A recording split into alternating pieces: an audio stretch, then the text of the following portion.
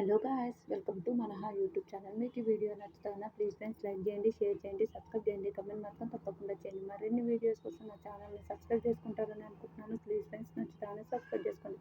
Telangana style bagar rice చేసుకుందాం. Bagar rice అంటే first bowl పెట్టాను.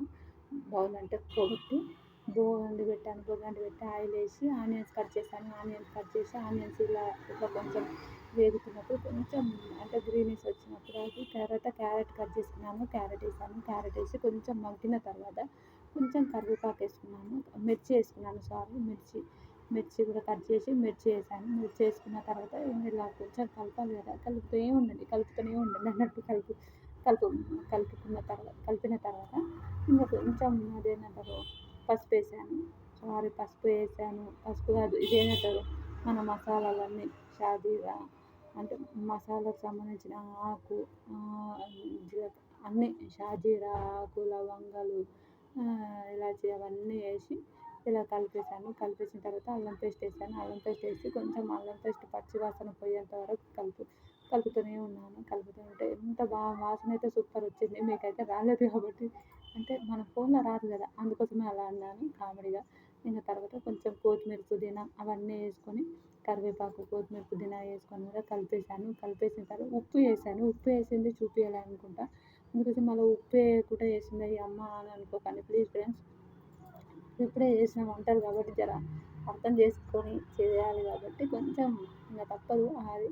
ఇంక ఇవన్నీ ఇందులో అవి షాజీరా అవన్నీ ఇందులో పెట్టుకున్నాను. ఇంకా వీడియో ఇలా పెట్టేసి మర్చిపోయాను, అందుకోసమే ఇలా చేశాను. తర్వాత ఇది కొంచెం మగ్గిన తర్వాత కొంచెం చూడండి, కొంచెం ఇలా మగ్గిన తర్వాత వెళ్ళింది కస్తూరి మేతి వేసి కూడా కలిపేసాను. కస్తూరి మేతి వేసిన తర్వాత ఈ బౌల్లో బియ్యం తీసుకున్నాము. ఒక 1.5 మేము ఇద్దరమే ఉంటాం కాబట్టి 1.5 తీసుకొని బాస్మతి రైస్ ఇలా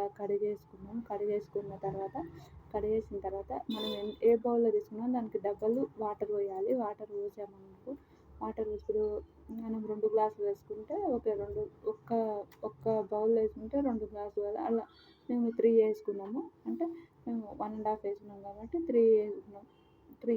3 వాటర్ వేసుకున్న తర్వాత ఇంకా కలిపిన తర్వాత మళ్ళీ కొంచెం అది వాటర్ మసులుతున్నప్పుడు మనం చూడండి ఫ్రెండ్స్, వాటర్ మసులుతుంది కదా, వాటర్ మసులుతున్నప్పుడు మనము రైస్ ఉంటుంది కదా, మనం బియ్యం కడిగి పెట్టాము కదా, ఆ రైస్ ఇందులో వేసుకోవాలి.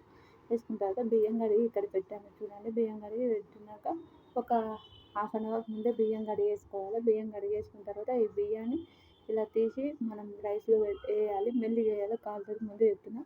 అమ్మో అలానే వేసుకున్నావా అమ్మ తల్లి అనుకోకండి.